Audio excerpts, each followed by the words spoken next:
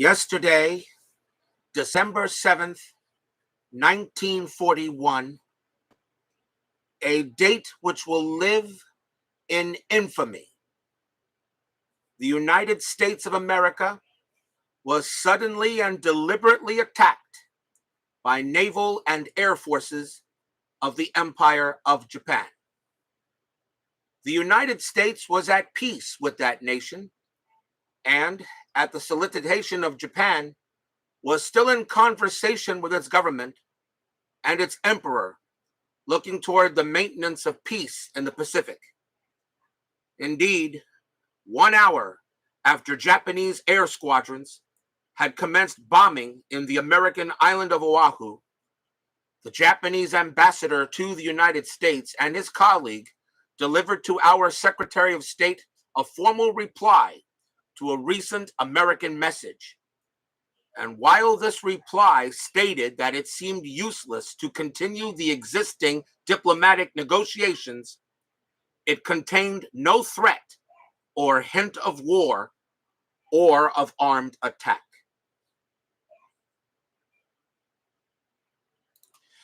Good evening, everyone. This is Robert. RJL Network presents a special presentation of a war game, and I'm finally getting a chance to actually do it here. At least we're going to try our best here to see if we can. Unfortunately, the glare on this is so bad. Let's see if I can move it over here a little better so you can see something. This is a presentation of Pacific War. This is from GMT Games. This game was originally done by Victory Games. Mark Herman is the designer of this game. And he created this game many years ago.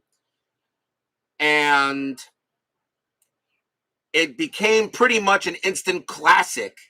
And although he does not consider it a monster game of the Pacific War, it really is one, although you call it a monster game and he may frown down upon you when you talk about it. This is an instant classic. GMT Games took over the reprint of it and decided to help him out with reprinting it, making some of the rules, clarifying the rules, making the rules easier to understand, making the scenarios easier to utilize. They added more scenarios to the game, and a lot of people think right now this could be the best. And I always thought this game, Pacific War, and I'll show you here exactly. I always felt that this game, Pacific War, the struggle against Japan, I still feel this is the best Pacific War game ever made. And now a lot of people will disagree with that. Some people will go with Decision Games' War in the Pacific, which is truly a monster game. Pacific Theater of Operations from Decision Games. World at War, which includes the European and Pacific theaters now. But there are many great strategy games out there right now. East Wind Rain, We Must Tell the Emperor, The Great Pacific War from Avalanche Press, Cataclysm, World in Flames. I mean, really make your choice. There's just so many of these, so many Pacific War games that are out there. And of course, being a World War II buff, the Pacific War, of course, is a big interest of mine. Of course, the European theater as well. Empire of the Sun. Yes, SGG Jamie, thank you for joining me today. Empire of the Sun. I do have that game as well. Empire of the Sun is amazing. It's awesome. A little bit too abstract for me, a little bit. I prefer a little bit of the nitty-gritty where you have all the these ships. I like a little tactical action.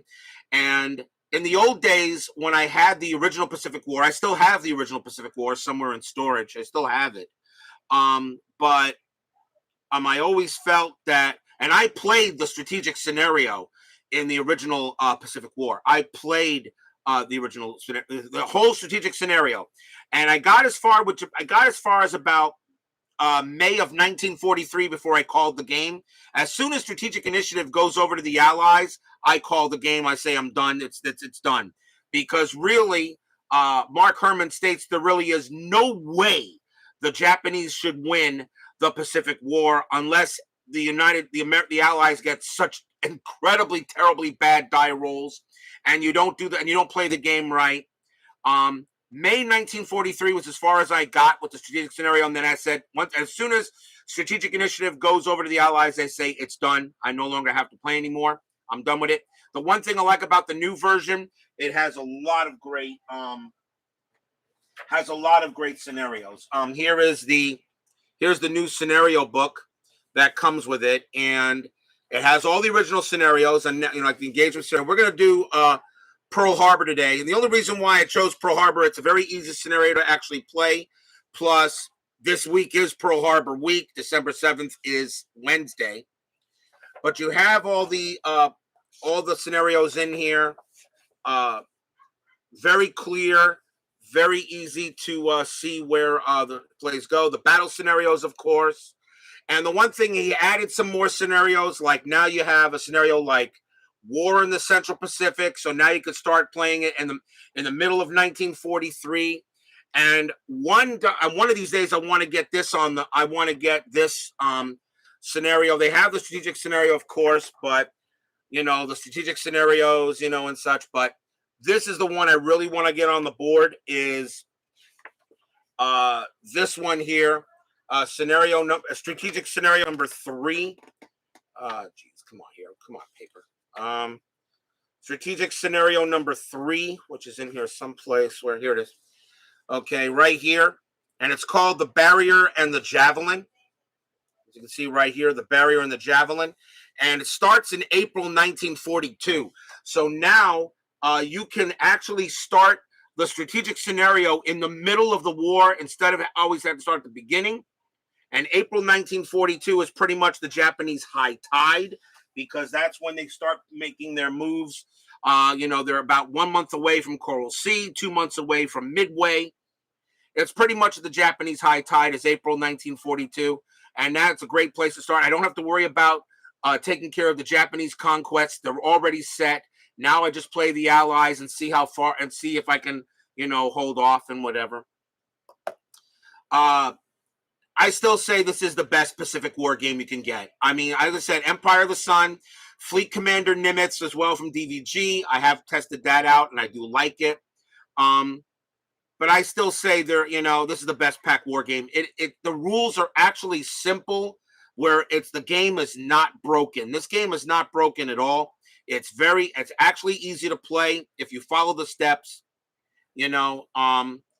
and it really is just amazing. I love how GMT made the game better. They increased the sizes of the counters. The ships are bigger, lot more colorful. There is some mistakes made in the game in this first edition that was released. I'm pretty sure in the second edition we'll see an errata. There is some mistakes in the map. Some on the counters, like for instance, here is the destroyer Parker DD4. This is really the Porter, is the class of the destroyer, not the Parker. So there are some mistakes on the counters as well. But it really is done very well. They really clarified the rules. Mark Herman said this is the last time he will reprint this game, and already it's turned out to be one of the top sellers for GMT. I P500 the game, and I got it when I heard that we're finally putting it out. I had to have a copy of it. I had to have a copy of the game, and I was just very happy to get a copy. And I knew this game was special when it came out. Mark Herman tried a number of different publishers to really try to get this game reprinted. And GMT took it along with them, and I'm very happy they did. I don't think they could have done a better job. The board is great. The board is nice. The mounted board. The counters are nice. Well, typical GMT quality. GMT quality. But next to the errata, which is out, which he does have an errata out. There is an errata that he released immediately, but it's easy to work with. But he could not. But GMT really couldn't have done a better job with this. So I figured that this week, since of course, remember, I'm not playing baseball for another month. I want to get some more stuff on the board. I have my Spruance leader sleeves are already sleeved up. I will try to get some Spruance leader on the board real quick. I may do another Pearl Harbor scenario, but I may use Second World War at Sea for that. I do have that game. I do have Second World War at Sea. I have all the expansions for that, or at least ones that were available at the time, including Leyte Gulf. So ID Jester, if you're out there and you think I couldn't get a copy of Leyte Gulf, wrong. But I chose Pacific War first because I still think this is one of the best Pacific War games you can get. As I said, STJ Jamie is correct. Empire of the Sun is classic. It is. And it is one of their top bestsellers of all time. But I think Pacific War is going to eclipse it because there's just so much you can do with this game. Besides playing the whole war, you can play scenarios. You can play battles. You can play Relief of Wake Island. You can play Midway, Leyte Gulf, Philippine Sea. You can play the Guadalcanal campaign, which is Mark Herman's favorite. You can play the Southern Conquest, try to capture Malaya and the Philippines, as quickly as possible. You can break the Bismarck's barrier. You can play, battles like Upper Solomons, Eastern Solomons. You can now play, he has now an Aleutian scenario to recapture Kiska and Attu. There's a China-Burma scenario now in the game. I recommend anyone who loves World War II, get a copy of Pacific War. I really think this is a game that is I still think is the best Pacific War game ever. It's a classic. When Victory Games came out with it, it was one of their ever best sellers, and I do agree with it. Anyway, this is scenario number 1, engagement scenario number 1, Pearl Harbor. I'm not going to teach the game. I'm just going to play it. I really do not have the knowledge to teach this kind of thing, so we're just going to play it. We'll follow along with the flow charts and everything. So engagement scenario number 1, and I think I can put this real quick on here without messing everything up. No. So engagement scenario number 1, Pearl Harbor, December 7th, 1941. Takes about 15 minutes to play, but for somebody like me, it'll take a little longer. Uses only map B. Luckily the map can open up to just where Pearl Harbor is located. So we're just going to use the ocean area I'm thinking that this is all Pearl Harbor. Only one player, the Japanese, and 2 battle cycles. So let's see here. Special rules. During December 1941, the following applies. The Japanese player automatically has the advantage in both battle cycles. B, the Japanese naval units in Hex 3159 should be formed into 2 task forces. U.S. units are not activated, no task force or air missions.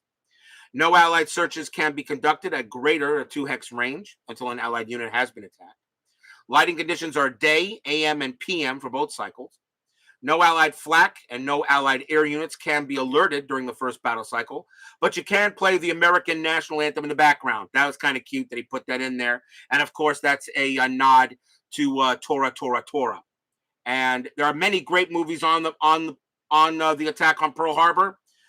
Tora, Tora, Tora is still the best film on that attack. That's my opinion. Allied naval and air units cannot move. All U.S. submarines are located in their submarine command and are not active in this scenario. Treat them as a naval target. Hex 2860 Oahu was the target of an air mission from the Japanese Carrier Strike Force in the first advantage air mission phase of the first battle cycle. Of course, the Japanese strike force was called the Kido Butai. The first Japanese airstrike die roll has 5 subtracted from it, torpedo planes, which increases the damage. All subsequent Japanese airstrike die rolls are treated normally as per the rules. No U.S. air, ground, or naval units in the hex are active. All units on air bases in the target hex that are hit during the first battle cycle have their hits doubled. All hits against unactivated naval units, all of them in the target hex, are doubled as well. This includes critical hits and hits against submarines. So all the hits against the naval units in the target hex are doubled throughout the entire battle, throughout the entire scenario. It only has 2 battle cycles. The player wins if the Japanese get 4 more hits on 6 of the 8 U.S. battleships and destroy 12 or more U.S. airsteps. The player loses with any other result. All this scenario is supposed to do is to teach you the air missions. That's all it's supposed to do.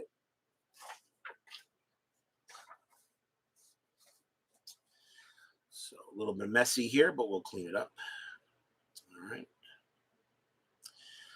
So in this scenario, the United States Pacific Fleet is at Pearl Harbor, and right here is the Pearl Harbor base right here, Oahu, and this is the base. The Oahu Submarine Command I put to the side here. This is where the submarines are located. The United States has 8 battleships here. Of course, the usual suspects: the Oklahoma, Arizona, Tennessee, Colorado, California, Pennsylvania, West Virginia, Nevada. They've got 2 New Orleans class light cruisers. Remember, the cruiser counters represent 2 of each class. Represent the heavy cruiser counters represent 2 of each class. So 2 New Orleans class, 4 Brooklyn class, 2 Omaha class. Each counter for destroyers is 6 ships. So you've got 6 Bagley class destroyers, 6 Mayhem class. This is a hit marker. It's a 3, which means there are 3 hits to here. So there are 3 Porter class and 6 Farragut class. Steeler fan joins us here for a little bit of World War II action, the attack on Pearl Harbor. Since this is Pearl Harbor week, I just figured I want to get Pacific. I always wanted to get Pacific War on the map on the board. Here is here's some of these are all listed on their unactivated sides because they're all unactivated, and this is and this of course is the plane. So this is the second MAW, which is the second MAW group. It has 2 hits on it, so it means there's only 4 sets of planes here. One here is because every aircraft counter is worth 6, and you put a hit counter next to it. You subtract how many that is. So 6 minus 2 is 4. 6 minus 1 is 5. 3 and 1 here of the bomber group. There's only 1 step of bomber units, and this one here is a full 6 right there. So the job of these Japanese craft and aircraft is to do as much damage as possible. And we have our dice here to see what happens. And hopefully we'll see. It is. So the Japanese carrier strike force includes the usual suspects, of course, from that group. The 6 Japanese aircraft carriers: the Akagi, Kaga, Hiryu, Soryu, Shokaku, Zuikaku. It has planes, of course, for each one. 2 battleships were at that group: the Hiei and the Kirishima. 6 Kagero class destroyers and 2 Tony class cruisers. I can actually name the other Tony, even though the Tony is the only one that got listed here. It was the Chikuma that was with the Tony in that fleet that attacked Pearl Harbor. People don't really understand how important Pearl Harbor really was in American history. Yes, it did get there are 2 important dates in American history: July 4th, 1776, and December 7th, 1941. And the reason why December 7th, 1941 may even be more important than the birth of America, when the Japanese bombed Pearl Harbor, it ended American isolationism, and it began to turn America into the industrial power that it is now. And even Yamamoto, who of course was in charge of the Pearl Harbor the planner of Pearl Harbor, he's not here with this fleet. Admiral Chuichi Nagumo on the flagship Akagi is commanding the force. Okay, from his ship for this. Even he knew that American industrial might was awesome, and he did not really want a war with the United States. He actually told Japanese High Command, "I can run wild for about 6 months to a year. After that, I guarantee nothing."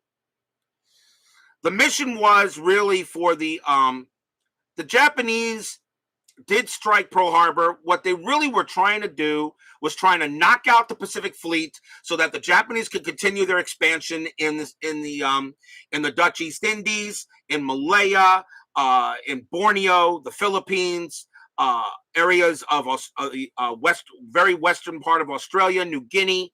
They really just wanted to knock out the American Pacific Fleet. They were really hoping the Pacific Fleet would not hoping the United States would not still want to have a war.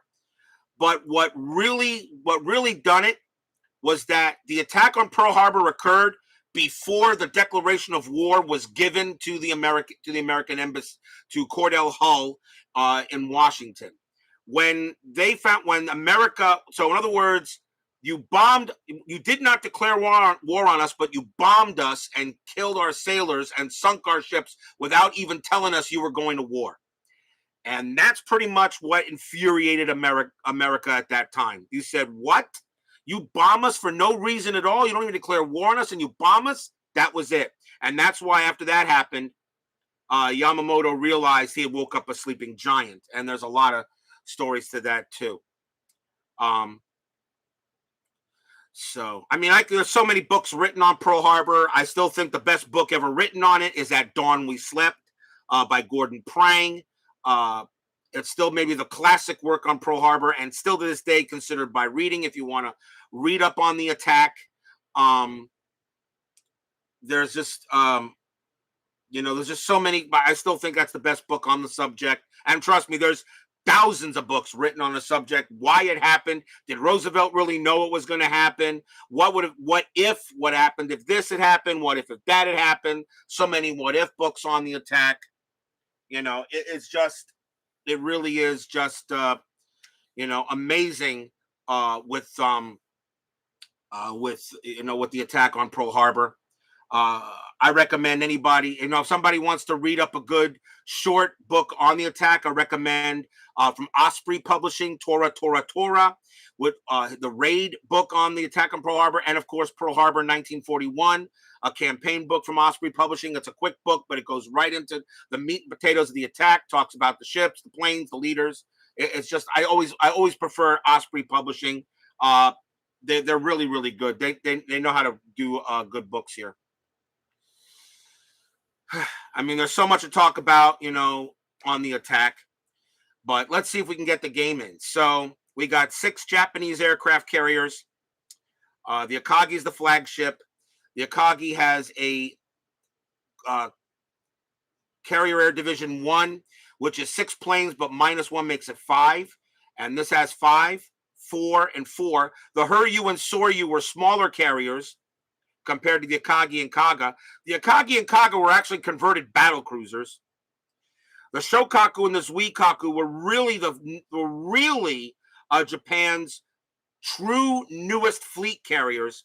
The Shokaku and the Zuikaku, they really were the true new fleet carriers for Japan at the time. They were the newest, the most modern, and they get a full flight of Japanese aircraft. They're guarded by 2 battleships, the Haiei and the Kirishima, and destroyers and two cruisers.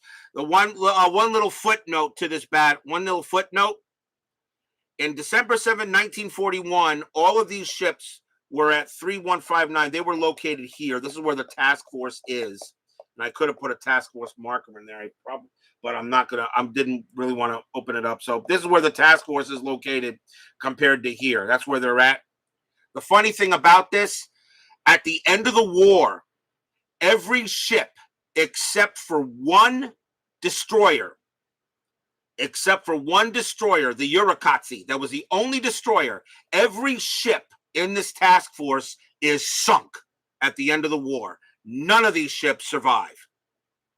None of these ships survive. The Akagi, Kaga, Hiryu, Soryu are sunk at Midway. Shokaku at Philippine Seas, Zuikaku, Leyte Gulf. Haiei and Kirishima are beaten up in the naval battles at Guadalcanal. A number of destroyers, the 2 cruisers do wind up as well. The Tony is actually sunk by the airstrikes on Japan late in 1945. But yet, every ship in this fleet is gone at the end of 1945. So if anybody at the end of the war, so if anybody wants to think that the United States get their revenge, yep, only 1 destroyer survived out of that whole fleet that attacked Pearl Harbor. So let's see what we got to do here. So as I said, I'm not going to teach the game. This is just something I'm going to play. So it immediately starts with just a battle cycle. It goes right to the to the cycles here, and I have my Japanese screen, which I'll use for attacks. So I'll put that there out of the way. So I'm like I said, unfortunately, I'm not going to be able to. You will see the die rolls, and I do want to get the dice tray so nothing goes all over the place. You guys know I have my. I don't want to use the dice tower. I'd rather use this. There you go. Perfect fit. All right. So we get to see everything here. Move it a little more. It's there. Okay. So we're hoping that we can just enjoy just the attack on Pearl Harbor. See if I can do this right. I played this game a long time ago. I forgot a lot of the rules. The one thing about the new version of Pacific War, it comes with special rules manuals. For instance, if you want to play the engagement scenarios, this is the only book you got to read. The engagement rules manual. And this just goes into the engagement rules, and that is it. It bypasses a lot of rules you don't need to play the engagement scenarios. The battle scenarios uses a different book. And of course, you want to play the whole thing, then you play the main core rules book. I think that was a brilliant idea, for some people that just want to play the battles or something else. So let's see if we can do this. All right. So we go straight to, so according to the scenario booklet, it's just 2 battle cycles. And pretty much you pretty much go right to the air missions. So you go right to the air missions. All it really is just rolling dice to see if you can sink it. But to sink ships. Hello, Clee baseball fan.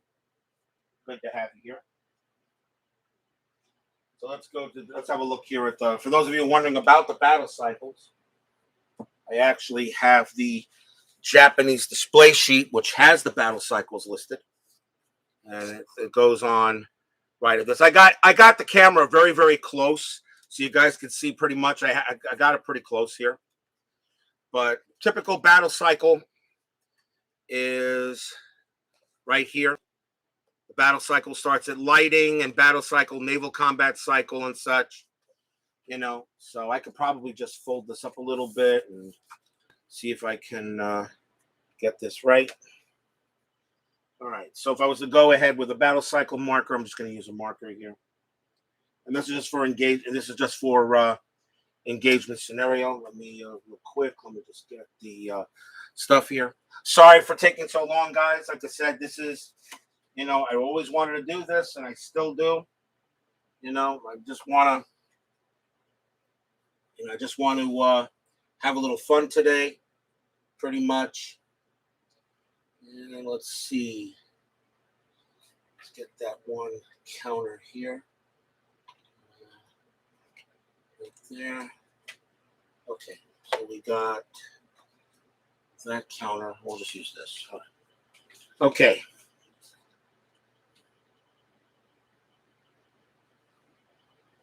I'll keep track of it. So it's good to see everybody here today. And hope you'll enjoy a quick attack on Pearl Harbor. As I said, this is Pearl Harbor week, December 7th this week. It will be the 81st anniversary of the attack on the naval base. And if you're wondering if I've ever visited it, the answer is yes. When I was in the Navy, I did visit Pearl Harbor. I did visit the Arizona Memorial. And it's still, if you're not shedding some tears when you're on that memorial, knowing that there are still bodies underneath the memorial at the Arizona, and there are, okay, it really is. It's kind of it kind of is an epiphany, I think. All right, so lighting determination, we already know that's supposed to be AM or PM. The advantage determination is automatically the Japanese. Advantage movement, well, we already know the aircraft is already going to be here. It was already going to be here. And with the advantage movement, it doesn't move. The fleet, the Japanese fleet is already here. And I really should put something there. Where's a force marker? I know I got one there someplace. I have not punched out the entire. I have not punched every counter out.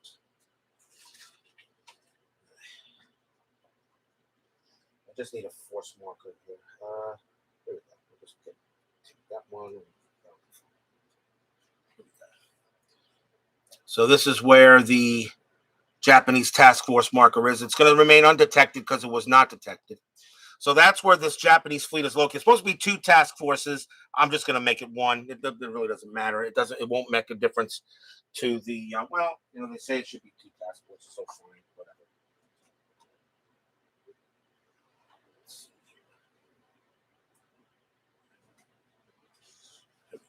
Whatever. Let's do it by the rules. So there you go. 2 task forces in hex 3159, which was 250 miles away from the naval base at Oahu.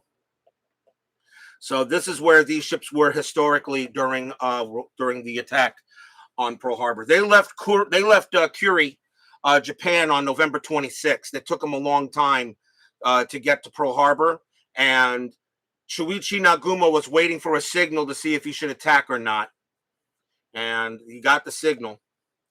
And of course, the Japanese attacked in 2 waves. All right, at Pearl Harbor. The first wave was the one that really did the most damage to the fleet. Okay, so we go to Advantage Air Mission, which we started now. So now we go to the air mission, flow chart, which I have here. And say, so air mission preliminary procedure. Move mission air units. Is air mission detected in a hex before target hex? No. Is air mission detected to or prior to target hex? No. Designate the strike targets. Now, so we got to try to do as much damage. Now, the rules are you basically do, you choose a primary target and a secondary target and a triary target, or a primary target and a secondary target. And the dice damage is moved is done by both. So we're going to send Shokaku's full force against the Oklahoma and the Arizona. This plane will go up against the Tennessee and the Colorado. CAD 1 from the Akagi will go up against the California. I like this new tweezers, by the way. These are so comfortable. CAD 2 from the Kaga will go up against the West Virginia and the Nevada. This CAD will go up against aircraft on the ground, CAD 3. Get that in there. And CAD 4 will go up against let's do strafe. It's actually strafing combat's what it really is. As I said, forgive me if I butcher the rules a little bit. It's been a while for me, but I really wanted to go ahead and put this on I always said I wanted to get Pacific War on the board, and now I'm actually doing it. Okay, so strike and strafe procedure. So we're going to do strike combat, and they said all the missions, everything is considered coordinated. Japanese player automatically is advantage. Everything is all coordinated. And let's see here. No Allied flak or air units. So U.S. submarines. So the first Japanese airstrike die roll has 5 subtracted from it, which is the torpedo planes. All subsequent Japanese airstrike die rolls are treated normally as per the rules, and they're doubled. So we'll have this plane go up against the Oklahoma and the Arizona, and it is strike combat. It is a fighter F plane, and it's versus naval. So we roll a die, and we'll roll the blue one here and see what happens. So we're going against the Oklahoma and the Arizona. So here come the torpedo planes. The national anthem is no longer playing in the background, as now a few bombs have already been dropped at this time. So let's see what we get. And it is a 2. All right. However, it's subtracted.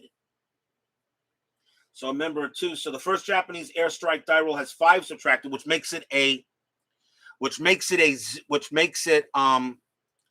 0 and means critical hit. So makes it a 0. So it is now. This is a full 6.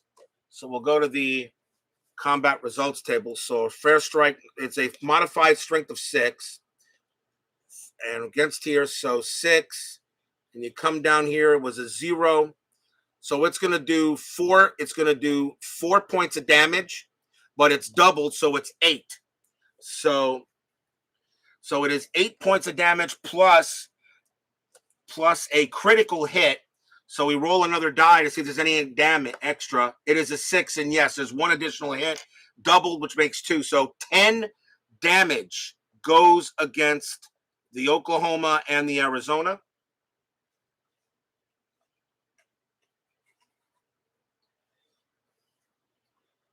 So that means 5 on the Oklahoma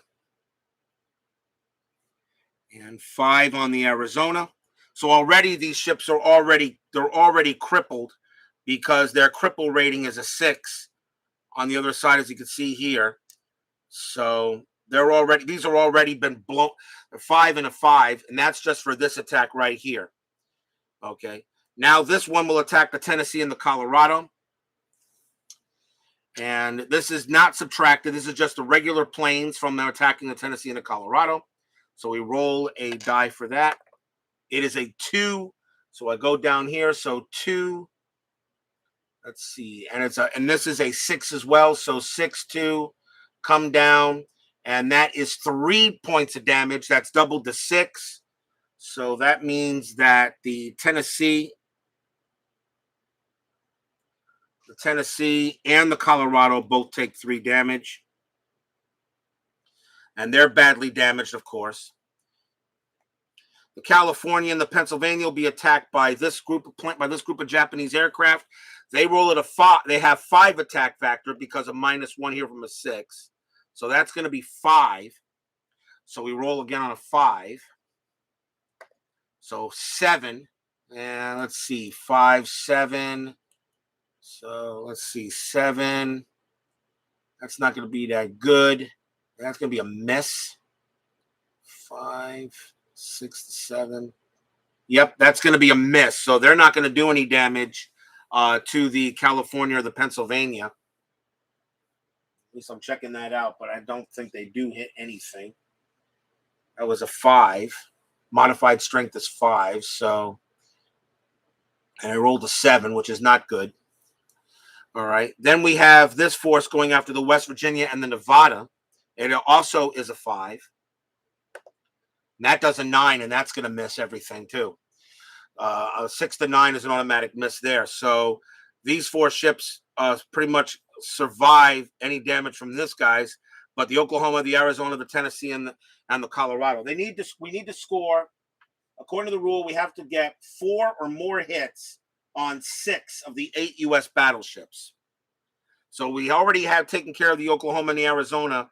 We got to get 4. We got to get at least 1 more each on these, and we got to try to get more on here. Now we see what these planes do against the aircraft down there, and all air units on the air bases, the target hits that are hit during the first battle cycle have their hits doubled. So we roll for this attack and this is a strafe combat versus unaltered ground. This is 6 minus 2 is 4, and that is a 1, and that's strafe, and that is a 1. So that's gonna be. Let's see here. Geez, I always hated how they did this. That's going to be 3 points of damage. Becomes 6. That becomes 6. So 6 points will go to, so a total of 6 points of damage. Now, the thing about the strafe procedure, is it just against 1 unit, or is that against, let's see, strafe procedure. See, anytime to do so, each individual uses an anti-air to protect the unalerted air units. All mission air units make their attacks for hits are allotted at the mission player's discretion among the target air units. Okay, so it doesn't matter. So then we have this force here, which is going after these air units as well. They got 6 minus 2 is 4. And that is a 5, and that is going to miss. So a total of 6 hits go after this. So total of 6 hits. Against the units at the air base. So this bomber group, so a total of 6 hits. So this 2 will become 6, which will wipe this unit out. And which means 2 more hits. This will wipe out this unit here. And we'll flip this over to 2. So a total of 6 hits is done on the air step. So 6 air step damage was done on the air steps. Okay. All right. And that's it for the attacks. There was no strafe. There's no flat combat because all of these units are deactivated. So now you actually go straight to the second. So now you go to the next. You're gonna do another advantage air mission. There's 2 battle cycles, but you really just go straight to the air mission again. So once again, these planes have to do damage on these units. So we know we have to do 6 more damage to planes, and we have to do at least well, let's see what happens. So we've already done our damage to the Oklahoma and the Arizona. We don't need to sink. We don't need to sink. It doesn't say you have to sink. Okay, you got to get 4 more hits on 6 of the 8 U.S. battleships and destroy 12 or more U.S. air steps.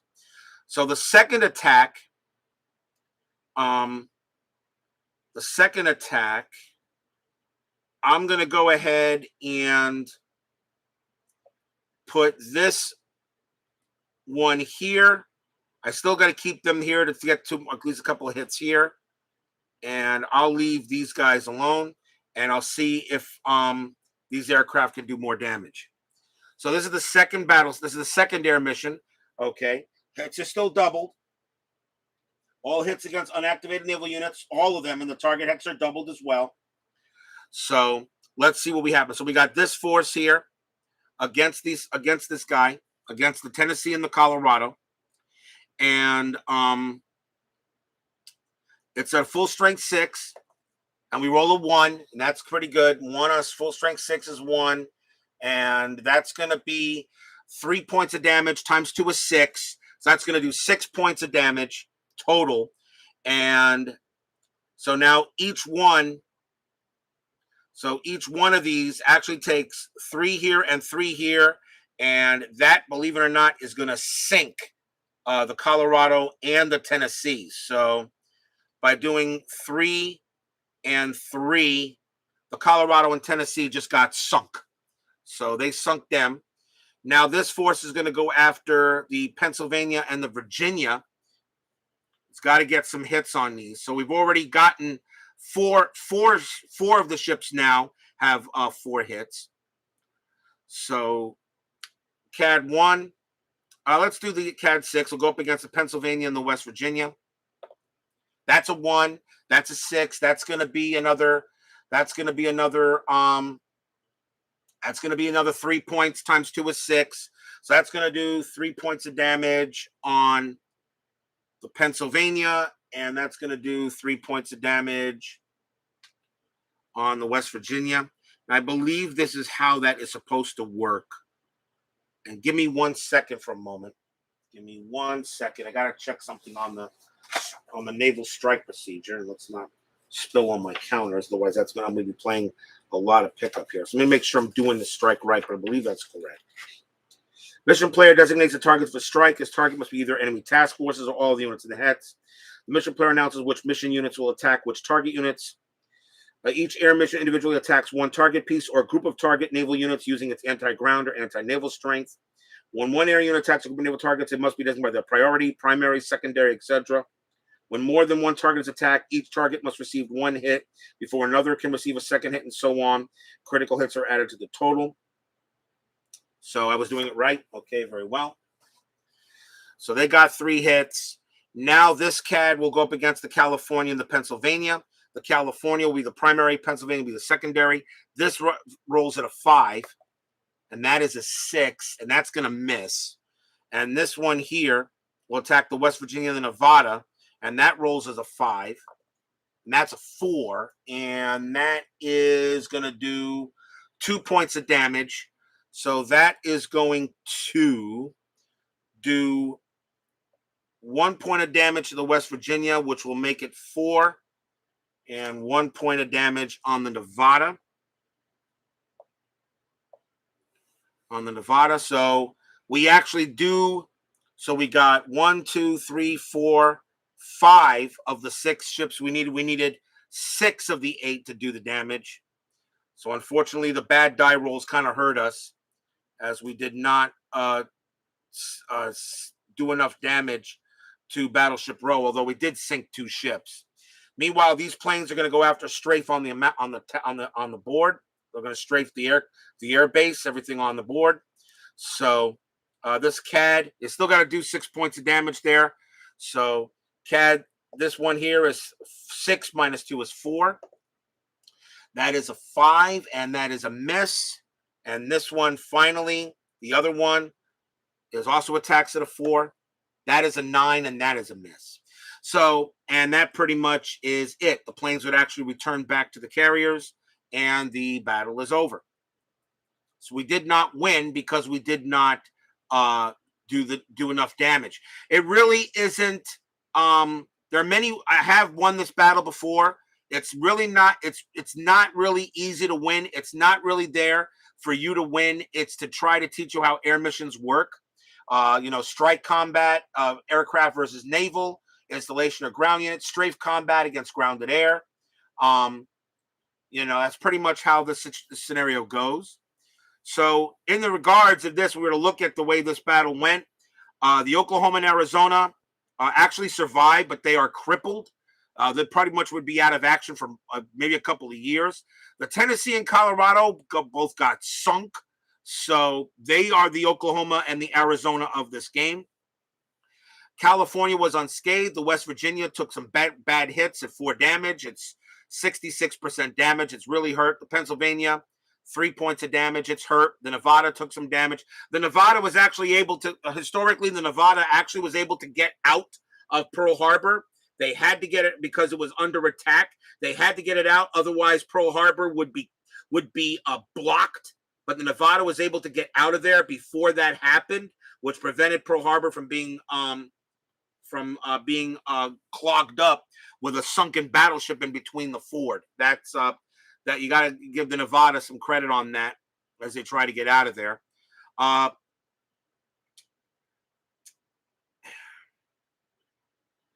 Pretty much real, so that's it really for the battle. That's really it for the game here. That's it for I could restart it to play again, but I think you guys got the gist of it, of how to play engagement scenario number 1. The next engagement scenario was Savo Island, which was naval combat. One of the most devastating defeat in U.S. naval history, at least the worst naval battle that the United States ever fought at Savo Island, around the Guadalcanal campaign, fought, which is also known as Iron Bottom Sound in that area. A lot of people wonder, why didn't he launch a third strike? See, the funny thing about it is sinking the battleships and doing the damage to all the craft and everything. Yeah, that's important. It was.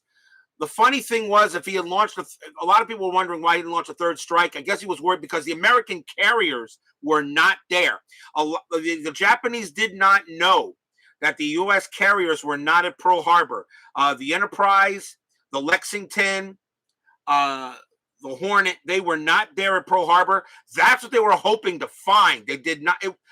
Sinking the battleships were great. It was the carriers that they really wanted. If the carriers were at Pearl Harbor and they got sunk, the Battle of Midway does not take place, or at least not the way it would have went. A lot of people say, why didn't he attack the fuel dump? Why didn't you go after the fuel dumps out there? That would have done more and destroyed all the fuel out there. That would have done more damage to the naval fleet than anything else. That would have done more damage than sinking all the battleships there. Okay, by not destroying the fuel dump. If that had happened, a lot of people say that if the fuel dump was destroyed at Pearl Harbor, the entire fleet would have had to go back to Los Angeles or San Francisco or San Diego, because there was no fuel there anymore. So a lot of people wonder why the fuel dumps weren't attacked. That would have done more damage than sinking the whole Navy. A lot of people, as I said, a lot of people said Shuichi Nagumo was very cautious. He felt he did his job. He dealt a severe blow to the United States Navy, and then he ran for it. Since he knew the carriers weren't there, he was wondering what would have happened if the carriers had found him. And if but the carriers were way too far away. The carriers were pretty much like around here at the time. They were way too far away. Here's Hawaiian Islands, they were around here, too far away for them, and they could not. And of course, the Japanese did not have a fuel to try to send search planes out there to try to locate it. Plus, they were too far away. I mean, the task forces were right here, and the carriers were out here someplace. There's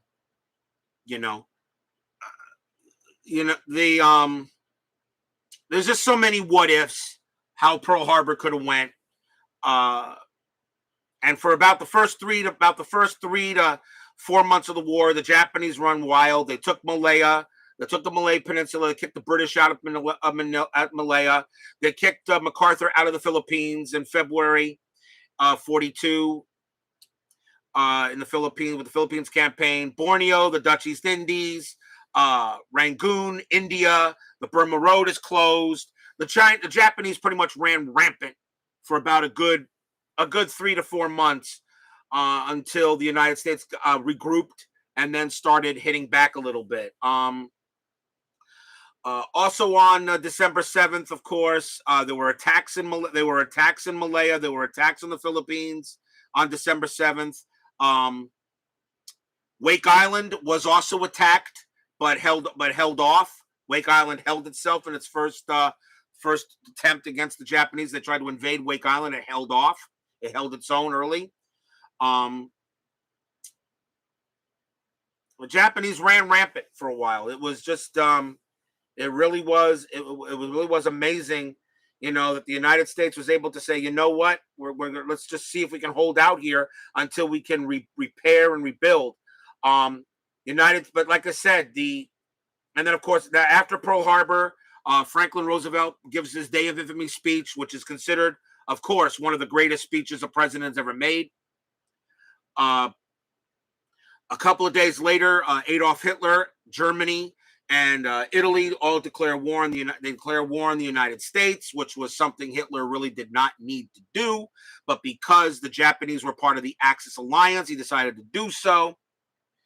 And then, of course, the United States declared war on Germany and Italy, on the Axis powers, and then they would get into the European theater of operations. And meanwhile, in December of 1941, the German offensive in Russia pretty much is grounded to a halt. The Russian winter has already stopped the German forces near Moscow. Operation Barbarossa has already pretty much ended, and the Russian winter stalls them out. Erwin Rommel's Africa Corps is still doing a good job in North Africa against the British forces there. The Battle of the Atlantic is not going very well for the Allies. U-boats are sinking cargo, merchant shipping all over the place at the time. The first half of the war, 1939, September 39 to right about midway, 1942. Okay, about to 1942. The Axis looked like they were probably going to win this thing. And then, of course, three of the greatest battles ever fought, which pretty much turned the tide. Midway, which stopped the Japanese offensive in the Pacific. El Alamein, which stopped the German forces in North Africa. And, of course, later Stalingrad, which ended pretty much the German offensives in Russia. They were after Stalingrad, they pretty much were on the retreat. Of course, then Operation Torch, the United States landings in North Africa. I'm a World War II historian, guys. I can talk about World War II from the invasion of Poland to the dropping of the bomb. So, and I could talk about it. I know my World War II history pretty well. I've been studying it since high school. So it's just, I never get tired of reading about it, never get tired of watching movies about it. Does anybody out there, I know not many people have said much. Does anybody out there have a favorite World War II movie they like, or World War II documentary? Right now, YouTube, the Time Ghost Army has been doing a World War II week by week, and I'm a member of it, and it is outstanding. And I think It is the best right now World War II series that is available. It's all YouTube. I hope they could probably Blu-ray it when they're all done. And it's not just the campaigns and battles; it's the atrocities, it's the Holocaust, it's life during World War II in the opposing countries. Oh yeah, many films, like you said, yeah, A Bridge Too Far is a classic. Edward Fox was terrific as Horrocks, wasn't he? Edward Fox said that was his favorite role that he ever did. Major Lieutenant General Horrocks for Operation Market Garden. Yeah, I mean, there's so many great films. Patton is a personal favorite of mine. Tora Tora Tora. I do like Midway, not the new one. I still prefer the original one. I still prefer the original Midway from 1976 with Charlton Heston and Henry Fonda. The new Midway is cool, but I still prefer the original Midway. I just felt it told the story of the battle a little bit better than the new one. The new one was more of an effects extravaganza. I still prefer the original Midway. Uh, Enemy at the Gates, very good one on Stalingrad with about Zaitsev, the Russian sniper. Yep, Fury, not a bad story, not a bad story. The battle of the Bulge, I did like as well with Robert Shaw as Colonel Hessler. Good film on a good film. A little bit inaccurate, but okay. You know, yes, flight scenes in the Battle of Britain, some of the best, absolutely, definitely, no doubt there. I think Patton may be my favorite all time. I mean, George C. Scott, there's nothing, you really can't find any fault with that film. George C. Scott and Patton. I recommend everybody to watch Patton if they've never seen it. They couldn't have chosen they really couldn't have chosen a better actor to play Patton. Yeah, Patton is great. It is. It's great. It's great. It's just great. I mean, really, you can't find fault with that film. It was just done too well. What a great cast. The Longest Day is another great film on the Longest Day. Of course, on the longest. If everyone's not seen The Longest Day, of course, the invasion of D-Day. Yep, the docuseries World at War. Absolutely, a classic from Britain. Victory at Sea, Crusade in the Pacific. Uh, you know, so many good choices really out there. World War II is still always talked about. And yet, as funny as it is, there's so many battles of World War II that they have not done in movie format. I mean, Leyte Gulf. Yep, great coverage of the Eastern Front. Exactly, Russian language movies. I actually did watch, some of it. Some of those I actually did subtitled. They're fun to watch. They haven't done so many good. Like I said, Leyte Gulf. They never done a film on the Battle of the Philippine Sea, the Marianas Turkey Shoot. Of course, you got like the Big Red One. The Big Red One is another classic. Of course, the Fighting Seabees with some of the John Wayne flicks. And of course, to tell you the truth, also there's a very good Japanese film on the Yamato. Downfall, classic, of course, and of course that Bruno Ganz, I think, may have been the best Adolf Hitler ever.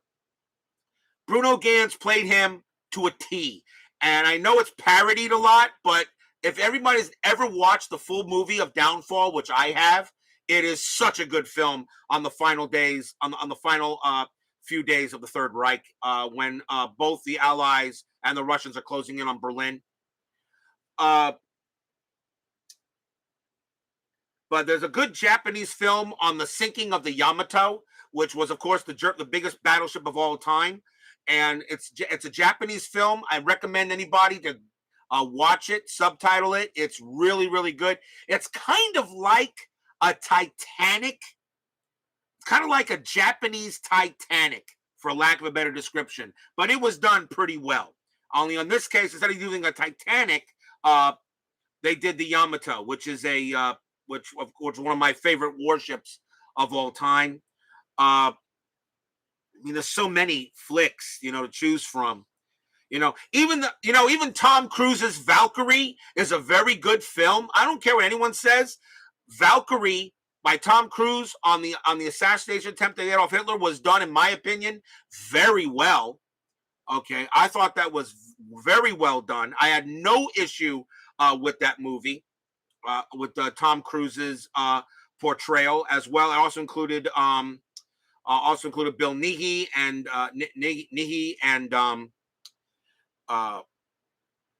Gary Oldman. I mean, really, I don't care. Anyone says Valkyrie's a good film on the assassination attempt of Adolf Hitler. I thought it was done. I thought that was good. I don't care anyone says. The Desert Fox, James Mason's Rommel. I mean, really, there's just so much you could choose from. There's really so much you could do, and of course, you got the fictional ones. You got the fictional World War II films, The Guns of Navarone, classic. The fictional ones, The Guns of Navarone. Inglourious Bastards, which I happen to like, although that's totally fiction, but I happen to like Inglourious Bastards. I thought Brad Pitt was awesome in that movie, as well as Christoph Waltz. I thought he was terrific as well. There's just so much you could choose from World War II films. Well, an hour has passed, and I think I'll be doing it for me. So there you go, right there. That's my attempt at doing the engagement scenario number 1, Pearl Harbor from Pacific War GMT Games from Mark Herman. If anyone has not picked up a copy and you are into World War II, I do suggest grabbing a copy. Okay, it is excellent. It's well done. And there's many scenarios you can choose from, as big as you want or as small as you want. You want to play a quick battle, or you want to play a decent campaign that might just take you a couple of days, a few hours a day, something like that. Das Boot, yes, Das Boot, absolutely. Das Boot is a classic, one of the best submarine films ever made, no matter what the time period. I mean, Das Boot, classic. Jürgen Prochnow was just unbelievable in that movie. Come and See and Stalingrad, of course. There's just so many there to choose from, guys. So, but I did want to get Pacific War on the table, so now I can say I did. So, next up, maybe I'll try to get Spruance-Leader, see if I can do a Spruance-Leader campaign coming up.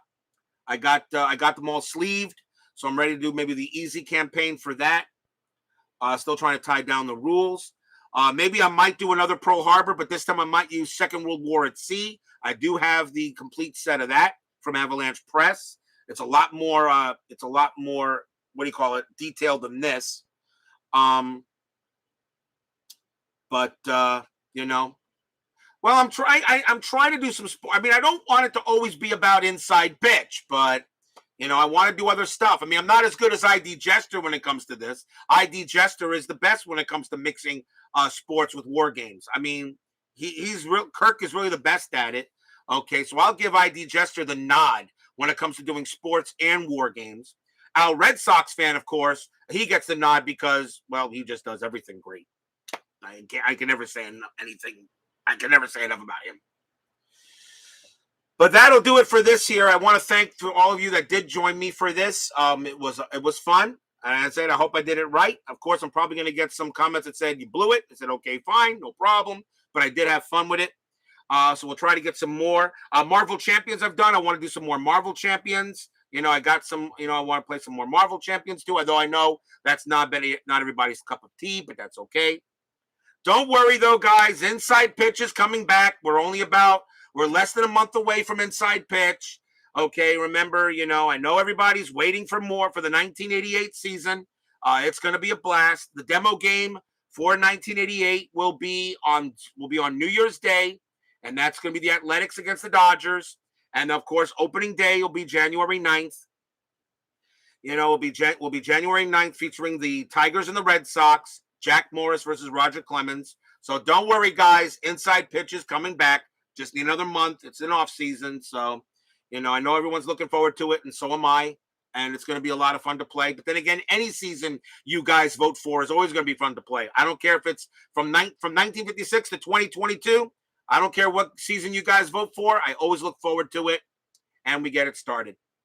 SGJ Jamie, Steeler fan, Clee baseball fan, 879, Matt Fun and Games, Thank you all for joining me tonight. Please leave a like on your way out of the movie theater. Subscribe if you've not done so, and please make sure you hit the darn bell. Stay safe, stay healthy, stay smart, stay strong, and we'll see you guys again later for another edition on RJL Network. Everyone have a good night. Thank you for joining me, and remember Pearl Harbor. Always keep it in your heart and what happened all those years ago. And let's always remember those brave sailors and civilians that perished on that day so that America could become the power it is now. We remember every single one of them. We will always remember Pearl Harbor. That day will never be forgotten. Take care, everyone. Have a good night.